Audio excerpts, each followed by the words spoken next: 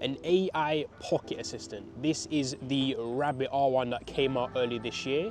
Whether you're managing your day, shopping online, or even just needed to help set some tasks, you can all do this with the Rabbit with a simple voice command. But it does actually make me wonder, is this more of a nice to have rather than a need? I've seen something similar like this called The Friend, which is a wearable AI chatbot, and you just press it, say how you're feeling, and it will send a notification to your phone of its response.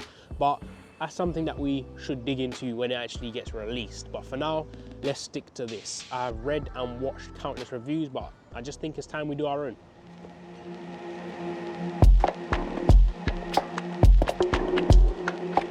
Now let's not beat around the bush and dive straight into it. It cost $199 and there is no subscriptions required. So all of the services that you get are all included. So you don't need to worry about adding another thing onto your list that you got to pay for every month. This is kind of great because I don't think I would even want to pay a monthly subscription to even use these services. I know it's connected to certain AI things, but I'm not really too much of a fan of paying subscriptions for specific things. However, if I see some sort of benefit to it, then I might be open to doing it. But great thing, this doesn't include no additional costs. But let's start with the design and talk about something we can all clearly notice with this. It has a bright orange color that kind of stands out. There's only a few people that I've walked past that actually noticed the rabbit.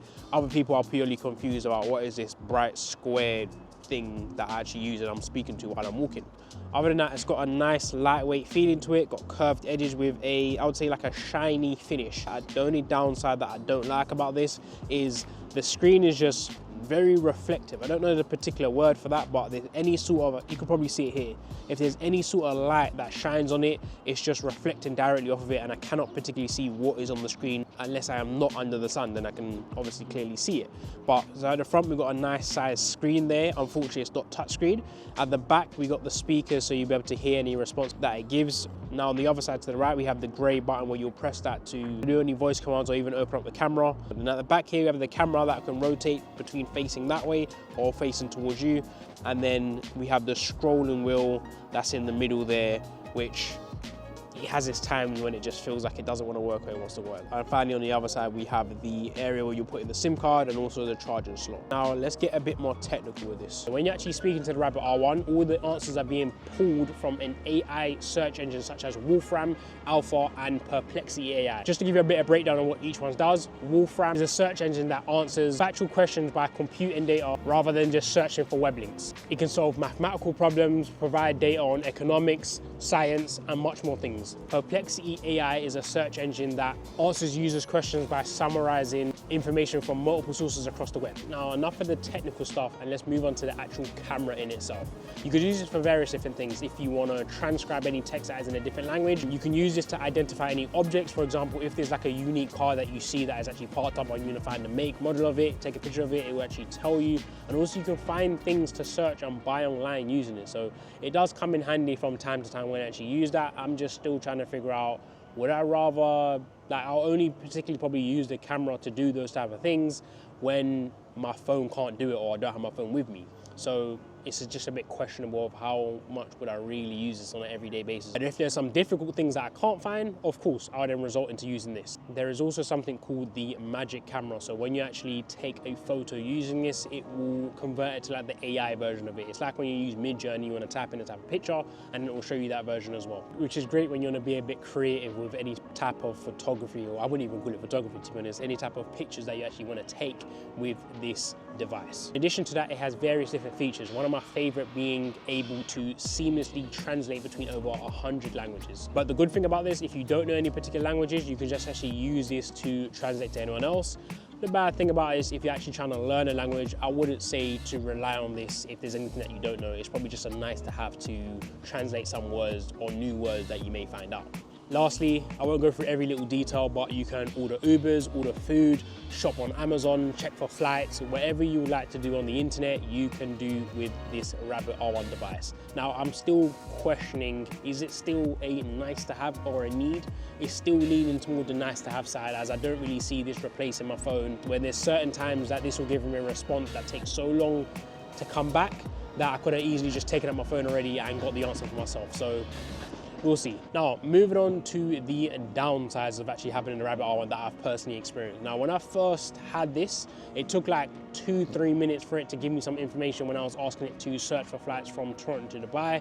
But then after update came out, it kind of responded a bit more promptly and was giving me details of different types of flights, different prices, and etc. that I actually wanted to look at. Other than that, there's certain things that I might want on the fly, and in the time, in certain instances, I've literally taken up my phone quicker to Google the answer, whereas the Rabbit R1 sometimes will take a little bit longer, but it will give me a much more in-depth answer, especially if it's like I want to, yeah, it will just give me a much more in-depth answer. In addition to that, I'm not really too much a fan of the scrolling wheel, as it's not too, how can I say this? It's a bit, it has a bit of a stiffness to this, and I feel like I've got to put a bit more pressure when I'm scrolling through the menus. It would have been great if this was actually touchscreen, where I can literally just select my particular items and use the scrolling wheel when necessary or when I'm actually typing. But other than that, it's like you kind of have to rely on this for any particular thing. The most annoying thing for me was probably when I'm in the menus, in order for me to go back a page, I have to scroll right up to the top and then press the gray button in order to go back. Whereas I think it would have just been easier if I can like triple tap it or double tap this button and it'll go back a page. I just feel like it's just too much effort for me to always scroll back to the top to then press back. Or if I want to turn it off, I've got to go to power and then hold the gray button so it will actually switch off. Now, hopefully they can find a way around it. If not, then it's not really a deal breaker for me. It's just like an additional step that I have to do to navigate through these menus. I wouldn't expect the camera quality to be like 12 megapixels. It's good enough. It doesn't need to be something crazy, where that's why I have my iPhone or my actual camera to go out and take pictures. So any photo taken, this is out of the equation for me. Now, just to round this off, I think this is still something that if you're actually interested in tech, give it a try, use it. It's actually fun to have. I can use it to plan my days, plan my holidays. So for example, I might ask it, hey, I'm traveling to Miami for the weekend, organize my day and find me the closest places to, let's say, Miami Beach that I can have breakfast, have lunch and have dinner, and give me the names of these restaurants and the times that they're open. It will plan out my whole day and give me like an itinerary for what I would like to do. So it can be great in certain instances. It just depends on how you particularly use it. This does have Wi-Fi capabilities, but I've currently got a SIM card in it, so I don't need to hotspot or nothing like that. It can just automatically access the web services while I'm actually out and about on the roads and I have it in my pocket. Another thing that I'm still kind of wary about is the security for this. From what I'm aware right now, this still is not SOC 2 compliant, so all of my data needs is probably not at that level that I would like it to be, but I'm keeping up to date with the website and the Discord, and I can see that they're making progress in order to get that certified and lock down that security aspect of things, so all of our data privacy is kind of like much more secure than we would like it to be. Overall, I think it's been fun to have. I've got it with me like sometimes. I always have it on my desk just in case. I will set a reminder, set clocks. It's a good thing just to play around with, but I don't think this is a thing where you would really use it on a day-to-day basis to alleviate some tasks. This is, again, as I've said before, more like a nice to have. I'm going to continue to play around with it. There's some new updates called the Lamb Playground, which I'm going to test out and probably do another video on. But anyway, thanks for watching, and I will catch you in the next one.